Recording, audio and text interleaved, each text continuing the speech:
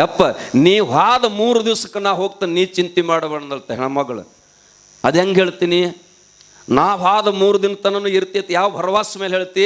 ಅವಾಗ ಮುದುಕ ಹೇಳುತ್ತ, ಸಿದ್ಧಲಿಂಗಾನು ನಾಮದ ಮೇಲೆ ನನಗೆ ಪಕ್ಕಾ ಭರವಾಸ ಐತಿ, ಅದಕ್ಕೆ ನೀ ಹೋದ ಬಳಿಕ ನಾ ಹೋಗ್ತಾನಂತಕ್ಕಂಥ ಮಾತು ಹೇಳ್ತತ್ತ ಬಂಧುಗಳೇ. ಅದಕ್ಕೆ ಜಗತ್ತಿನಾಗ ಇವತ್ತು ದೂರ ಹೋಗೋದು ಬೇಡ. ಇವತ್ತು ಪುಣ್ಯಾತ್ಮರಿ ಈ ಜೋಡು ಕುರುಳಿನ ಹಿಂದಿನ ಇತಿಹಾಸ ಏನಿತ್ತು, ಇವತ್ತಿನ ಜೋಡು ಕುರುಳು ಏನಾಗೈತೆ ಅನ್ನೋದಕ್ಕೆ ಶಿವನಾಮನೇ ಇದಕ್ಕೆ ಸಾಕ್ಷಿ ಅಂತಕ್ಕಂಥದ್ದು ನಾವೆಲ್ಲ ಅರ್ಥ ಮಾಡ್ಕೋಬೇಕಾಗ್ತದೆ ಬಂಧುಗಳೇ, ಅರ್ಥ ಮಾಡ್ಕೋಬೇಕಾಗ್ತದೆ. ನಮ್ಮ ಒಮ್ಮೆ ಚಾಲು ಆಗಿ ಒಮ್ಮೆ ವಾರದಾಗ ಬಂದಾಗ್ತಿರ್ತಾವೆ. ಎಂದ ಸಿದ್ಧಾರೂಢಜ್ಜನ ಮಠದಾಗ ಪುಣ್ಯಾತ್ಮರಿ ಎಂದ ಎಕ್ತಾರಕಾಯಿ ಮ್ಯಾಲ ನಿಂತದ, ಇನ್ನೂ ತನ್ನ ತೆಳಗೆ ನಿಂತಿಲ್ಲ ಅಂದ್ರೆ ಆ ಅಜ್ಜನ ಶಕ್ತಿ, ಅಜ್ಜನ ಮಹಿಮೆ, ಆ ನಾಮದ ಫಲ ಹೆಂಗೈತಿ ಅಂತಕ್ಕಂಥದ್ದು ನಮ್ಗೆಲ್ಲರಿಗೂ ಗೊತ್ತಾಗ್ತದೆ ಬಂಧುಗಳು.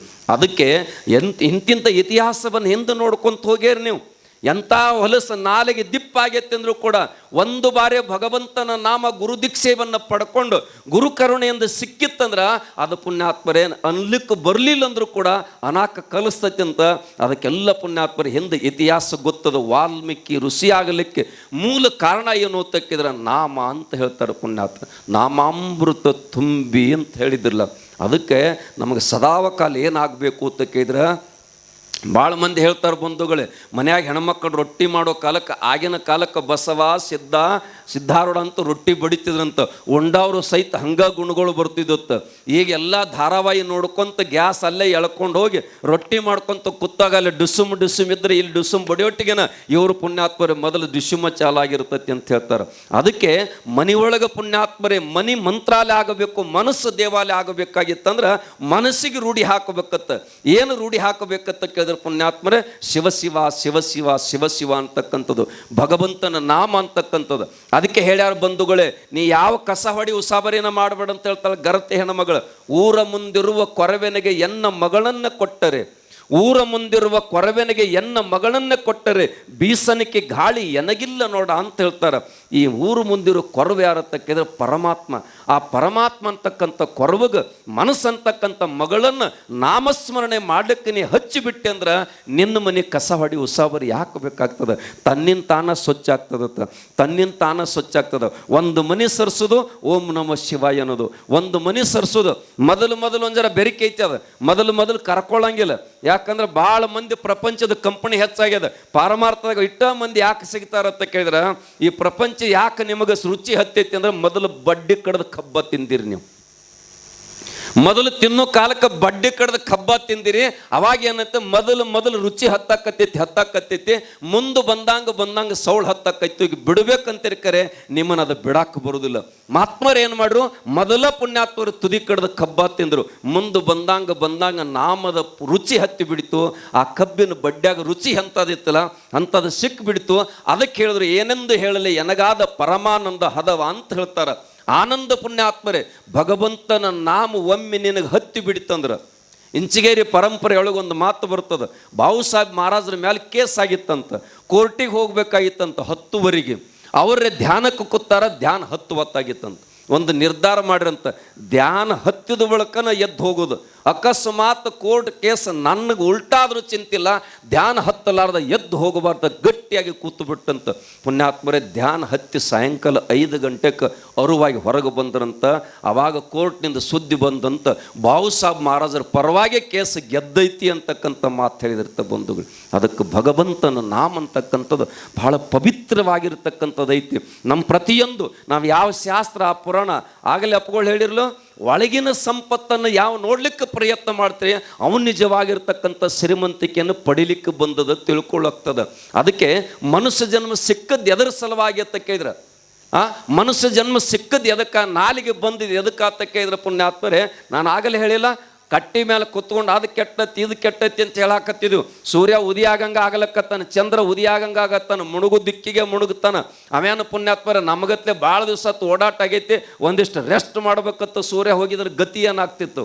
ಅದಕ್ಕೆ ಬಹುತೇಕ ಹೇಳ್ತಾರೆ ಪುಣ್ಯಾತ್ಮರೇ, ಯಾವ ಕಾಲ ಕೆಟ್ಟಿಲ್ಲ, ಸತ್ಯಯುಗ ಕಲಿಯುಗ ಎಲ್ಲ ಅದಾವ, ಕಟ್ಟಿ ಮೇಲೆ ಕೂತ್ಕೊಂಡು ಮಾತಾಡೋರು ತಲೆ ಕೆಟ್ಟತಿ ಅಂತಕ್ಕಂಥದ್ದು ನಾವು ತಿಳ್ಕೊಬೇಕಾಗ್ತದೆ. ಯಾಕಂದ್ರೆ ಭಾಳ ಮಂದಿ ಹೊಂಟು ನೋಡಪ್ಪ ಮಠಕ್ಕೆ, ಅಲ್ಲೇನು ಶಿವನಾಮ ನುಡಿತಾನಂತ, ಏನು ಲಾಭ ಮಾಡ್ತಾನ ನುಡಿದ, ಏನು ಪಡಿತಾನಂತಕ್ಕಂಥದ್ದು ಒಂದು ಮಾತು ತಾವೆಲ್ಲ ನೆನಪಿಟ್ಕೋರಿ. ಸಿದ್ಧಾರೂಢನ ನಾಮದೊಳಗೆ ಎಂಥ ಶಕ್ತಿ ಐತೆ ಕೇಳಿದ್ರೆ ಪುಣ್ಯಾತ್ಮರು, ಬೀದರ ಮಠಕ್ಕೆ ಹೆಣ್ಮಗಳು ನಿರಂತರವಾಗಿ ನಡ್ಕೊಳತಕ್ಕಂಥ ಹೆಣ್ಮಗಳಿಗೆ ಪುಣ್ಯಾತ್ಮರು ಏನಾಗ್ತದೆ ಅಂತ ಕೇಳಿದ್ರೆ, ಆಕೆ ಹೆಣ್ಮಗಳಿಗೆ ಬ್ರೈನ್ ಟ್ಯೂಮರ್ ಆಗ್ಯದ. ಎಲ್ಲರಿಗೆ ತೋರಿಸ್ತಾರೆ, ಏನೆಲ್ಲ ಮಾಡ್ತಾರೆ. ಕೊನೆಗೆ ಪುಣ್ಯಾತ್ಮರೇ ಬೆಂಗಳೂರು ಆಸ್ಪತ್ರೆಗೆ ಬರೆದು ಕೊಡ್ತಾರೆ. ಆಗಿನ ಕಾಲಕ್ಕೆ 2 ಲಕ್ಷ ದುಡ್ಡು ಕಟ್ಟಬೇಕಾಗ್ತದೆ. ಕೊನೆಗೆ ಅನಿವಾರ್ಯ ಅಲ್ಲಿ ಹೋಗಿಬಿಡ್ತಾರೆ. ಹೋದಂಥ ಸಂದರ್ಭದೊಳಗೆ ಪುಣ್ಯಾತ್ಮರೇ ಪರೀಕ್ಷೆ ಮಾಡ್ತಾರೆ, ಈ ಹೆಣ್ಮಗಳಿಗೆ ಆಪರೇಷನ್ ಮಾಡಬೇಕಾಗ್ತದೆ. ನಾಳೆ ಬೆಳಗಿನ ಜಾವ ಆಪರೇಷನ್ ಮಾಡೋನು, ಇವತ್ತು ರಾತ್ರಿ ಹೆಣ್ಮಗಳ ತಲೆಗೆಲ್ಲಿ ಎಲ್ಲ ಬೋಳಿಸ್ಬೇಕಾಗ್ತದೆ. ಆ ಹೆಣ್ಮಗಳು ಒಯ್ದು ಕುಣಿಸಿದಾಗ ಅಂದಳತ್ತಕ್ಕೆ, ಯಪ್ಪ ಇಷ್ಟು ದಿವಸ ನಿನ್ನ ಮಠಕ್ಕೆ ಬಂದು ನೀ ಹೇಳಿದಂಥ ನಾಮ ನುಡಿದು ಏನು ಸಾರ್ಥಕ ಆಯಿತು, ಮುತ್ತೈದೆಯಾಗಿದ್ದಾಗ ನನ್ನ ತಲೆ ಬೋಳಿಸುವಂಥ ಪ್ರಸಂಗ ತಂದಿಟ್ಟಿ ಅಂತಿಟ್ಟು ಹೇಳಿದಳತ್ತೆ ಹೆಣ್ಮಗಳು. ಇವತ್ತಿ ಕೂಡ ನಿನ್ನ ಮೇಲಿನ ವಿಶ್ವಾಸನ ಬಿಟ್ಟಿಲ್ಲ, ನಿನ್ನ ಯಾರು ನಂಬ್ಯಾರ ಜಗತ್ತಿನಾಗ ಯಾರೂ ಕೆಟ್ಟಿಲ್ಲ ಅಂತ ಒತ್ತಿ ಮಾತ್ಮರು ಹೇಳ್ಯಾರಪ್ಪ. ಖರೆ ಇವತ್ತಿನ ಕಲಿಯುವುದೊಳಗೆ ನಿನ್ನ ನಾಮದೊಳಗೆ ಶಕ್ತಿ ಐತಿ, ನೀ ಭೂಮಿ ತಲೆ ಮೇಲೆ ಜೀವಂತ ಅದಿ ಅನ್ನೋದು ಗಟ್ಟಿ ಆಗಿತ್ತಂದ್ರೆ ನನ್ನ ಮುತ್ತೈತನಕ್ಕೆ ಧಕ್ಕೆ ಹತ್ತಬಾರ್ದತ್ತೆ. ಹೆಣ್ಮಗಳು ಗಟ್ಟಿಯಾಗಿ ಬ್ಯಾಗಿನಾಗಿರ್ತಕ್ಕಂಥ ಅಪ್ಪನ ಫೋಟೋ ತೊಗೊಂಡು ಎದಿಗೆ ಅಪ್ಪಗೊಂಡು ಅಳ್ಳಾಕತ್ತಳತ್ತೆ ಹೆಣ್ಮಗಳು, ಅಳ್ಳಾಕತ್ತಳಂತ. ಆದ ಘಟನೆ ಹೇಳಾಕತ್ತೀನಿ, ನಾನು ಕತೆ ಹಿಂದಿಂದ ಹೇಳಾಕತ್ತಿಲ್ಲ, ಇವತ್ತಿನ ಸದ್ಯ ಆದ ಘಟನೆ. ಆವಾಗ ಬಂಧುಗಳೇ ಅರ್ಧ ಗಂಟೆ ಬಿಟ್ಟು ಹೆಣ್ಮಗಳು ತಲೆ ನೂಸೋದು ಕಡಿಮೆ ಆಯ್ತಕ್ಕಿದ್ದು. ಮತ್ತು ಅರ್ಧ ತಾಸು ಗಪ್ಪು ಗೊತ್ತಳು, ಮತ್ತು ತಲೆ ಒಂದು ಇಟ್ಟೋಕಿ ತೊಂದರೆ ಆಗಲಿಲ್ಲ. ಸಂಶಯ ಬಂದು ಡಾಕ್ಟ್ರ್ ಕಡೆ ಓಡ್ತಾಳೆ. ಯಪ್ಪ ಆಗಲೇ ತಲೆ ಅಂತ ಬಡ್ಕೋತೀನಿ, ಈಗ 1 ತಾಸು ಆಯ್ತು ನನಗೆ ತಲೆ ಅಂದ್ರೆ ಶಾಂತ ಆಗಿಬಿಟ್ಟತಿ, ಏನಾರ ವ್ಯತ್ಯಾಸ ಆಗಿತ್ತು ಇನ್ನೊಮ್ಮೆ ನೋಡ್ತೀರೇನು ಎಕ್ಸ್ರೇ ಮಾಡಿ ಕೇಳಿದಳಂತ. ಆವಾಗ ಅವರಲ್ಲಿ ಬುದ್ಧಿ ಸಿದ್ಧಾಡು ಕೊಟ್ಟಿದ್ದ. ಆವಾಗ ಮತ್ತಕ್ಕಿನ ಹೆಣ್ಮಗಳನ್ನ ಕರ್ಕೊಂಡೋಗಿ ತಲೆ ಎಲ್ಲ ಸ್ಕ್ಯಾನ್ ಮಾಡಿ ನೋಡಿದ್ರಂತ. ಯವ್ವ ಆಗಲೇ ನಿಂದು ಪಕ್ಕ ಪರೀಕ್ಷೆ ಮಾಡಿದ್ದು, ಏನು ತೊಂದರೆ ಇಲ್ಲ, ಮತ್ತು ಈಗ ತೊಂದರೆ ಇತ್ತು, ಈಗ 1 ತಾಸು 2 ತಾಸು ಹಿಂದೆ ಈಗ ಬಂದಿದೆ, ನಿಂದು ಇದೇ ಸದ್ಯದ ಗಳಿಗೆ ಒಳಗೆ ನಾವು ನಿನ್ನ ತಲೆ ಸ್ಕ್ಯಾನ್ ಮಾಡಿದೆವು, ನಿನಗೆ ಬ್ರೈನ್ ಟ್ಯೂಮರಲ್ಲಿ ಏನೂ ಇಲ್ಲವಾ, ಎಂಥದ್ದು ಮಾಡ್ಕೊಂಡು ಬಂದು ಅಂತ ಕರೀತಾರತ್ತ ಬಂಧುಗಳೇ. ಆವಾಗ ಹೆಣ್ಮಗಳು ಎಲ್ಲ ಬಿಟ್ಟು ಸಿದ್ಧಾರೂಢನ ಸನ್ನಿಧಾನಕ್ಕೆ ಬಂದು ಬೀದರ್ ಮಠದಾಗ ದುಂಡ್ರಿಕೆ ಉಳಿತಿದಳಂತ. ಯಾರೋ ಬಂದು ಕೇಳುತ್ತೆ, ಯವ್ವ ಹಿಂಗ್ಯಾಕೆ ಉಳ್ಳಾಡ್ಲಕ್ಕತ್ತಿದ್ದು, ಏನಾಗೈತಿ ಅಂದಾಗ, ಯಪ್ಪ ನನಗೆ ಮರುಜನ್ಮ ಕೊಟ್ಟನಪ್ಪ, ನನ್ನ ಮುತ್ತೈದಿ ಅನ್ನೋದು ಶಬ್ದಕ್ಕೆ ನಮ್ಮಪ್ಪ ಧಕ್ಕೆ ತಂದಿಲ್ಲ, ಸಿದ್ಧಾರೂಢ ಅಂತಕ್ಕಂಥ ನಾಮದೊಳಗೆ ಶಕ್ತಿ ಎಂತ ಇದೆ ಅನ್ನೋದಕ್ಕೆ ನಾನಾ ಇದಕ್ಕೆ ಸಾಕ್ಷಿ ಅಂತಕ್ಕಂಥ ಮಾತು ಹೇಳ್ತಾರತ್ತ ಬಂಧುಗಳು.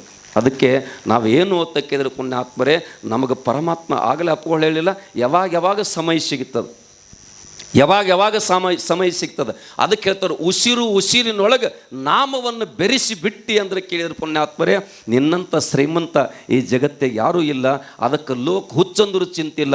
ಪರಮಾತ್ಮನಿಗೆ ಸಮೀಪ ಆಗಬೇಕಾಗಿತ್ತಂದ್ರೆ ಒಳಗೆ ಪುಣ್ಯಾತ್ಮರೇ ಭಗವಂತನ ಅರಿವಿರಬೇಕು, ಒಳಗೆ ಪ್ರಪಂಚದ ತರಕಿರಬೇಕು. ಇದು ನನ್ನ ಸಾರ್ಥಕ ಬದುಕು ಅಂತಕ್ಕಂಥದನ್ನು ನಾವು ಅರ್ಥ ಮಾಡ್ಕೋಬೇಕಾಗ್ತದೆ. ಅದಕ್ಕೆ ನಾಮ ಅಂದ್ರೆ ಪುಣ್ಯಾತ್ಮರೇ ಬೆಳಕು, ಜ್ಞಾನ ಅಂತ ಕರೀತಾರೆ. ಬಾಯಾಮ್ ರತಿ ಅಂತ ಕರೀತಾರೆ. ಬಾಯಿ ಅಂದ್ರೆ ಪ್ರಕಾಶ, ರತಿ ಅಂದ್ರೆ ಪ್ರೀತಿ. ಜ್ಞಾನವನ್ನು ಪ್ರಕಾಶವನ್ನು ಪ್ರೀತಿ ಮಾಡಿದವರೇ ಭಾರತೀಯರು ಅಂತಕ್ಕಂಥ ಮಾತನ್ನು ಹೇಳ್ತಾ ಇದ್ದಾರೆ. ಅದಕ್ಕೆ ಭಾರತ ದೇಶದ ಕಣಕಣದೊಳಗೆ ಪುಣ್ಯಾತ್ಮರ ನಾಮ ತುಂಬ್ಯದ ಅಂತಕ್ಕಂಥದ್ದು ನಾವೆಲ್ಲ ಅರ್ಥ ಮಾಡ್ಕೋಬೇಕಾಗ್ತದೆ. ಅದಕ್ಕೆ ಜನಾಬಾಯಿ ಕುಳ್ಳು ಬಿಟ್ಟಲ್ ಅಂದವ, ಅರ್ಜುನ ಕೂದಲೆಲ್ಲ ಕೃಷ್ಣ ಅಂದವ, ಸಿದ್ಧಾರೂಢ ಶರೀರ ಎಲ್ಲ ಪುಣ್ಯಾತ್ಮರೇ ಶಿವ ಶಿವ ಶಿವ ಅಂತಕ್ಕಂಥದ್ದು ಹೇಳ್ಕೊಂಡು ಬಂದಾಕ. ಅದಕ್ಕೆ ನಮ್ಮವ್ರು ಹಿಂದೆ ಹೇಳಿ ಸುಮ್ಮ ಹೇಳಿಲ್ಲ, ಶಿವ ಅಂದಲ್ಲೇನೈತಿ, ಶಿವನಾಮದಲ್ಲಿ ಬಹುಮಾನ ಐತಿ ಅಂತ. ಮುಂದೆ ಪ್ರಶ್ನೆ ಇಟ್ಟಾರೆ, ಶಿವ ಅಂದಲ್ಲಿ ಏನೈತಿ, ಶಿವನಾಮದಲ್ಲಿ ಬಹುಮಾನ ಐತಿ. ನಾವು ಪೂರ್ಣ ಓದ್ಕೋಬೇಕು. ಮತ್ತು ಶಿವ ಅಂದಲ್ಲಿ ಏನೈತೆ ತಟ್ಕ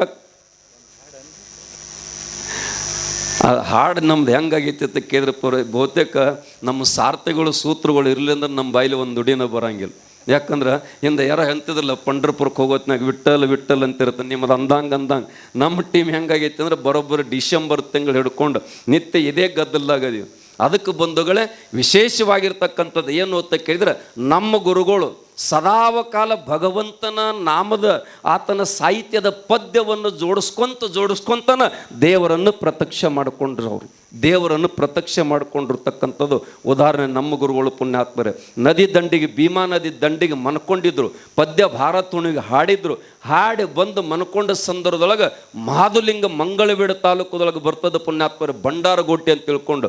ಅದು ಮೊದಲು ಕಳ್ಳು ಕೌಟಿ ಅಂತ ಕರಿತಿದ್ರು. ಯಾವಾಗ ಹೋಗಿ ಪುಣ್ಯಾತ್ಮರು ಭಂಡಾರ ಇಟ್ಟು ಅದು ಭಂಡಾರಗೋಟಿ ಆಗಿದೆ, ದೊಡ್ಡ ಇತಿಹಾಸ ಐತಿ. ಆದರೆ ನಮ್ಮ ಗುರುಗಳಿಗೆ ಅವ ಬಂದು ಕನಸಿನಾಗ ಹೇಳಿದಂತ, ನೀನೇನು ನಿತ್ಯ ನನ್ನ ಚರಿತ್ರೆ ನನ್ನ ಪದ್ಯ ಮುಖಾಂತರ ಜೋಡಿಸಿ ಹಾಡಿ ಜಗತ್ತಿಗೇನು ಬಿತ್ತಾಕತ್ತಿದಲ್ಲ, ನನಗೆ ನೋಡಿ ಖುಷಿ ಆಗ್ಯದ.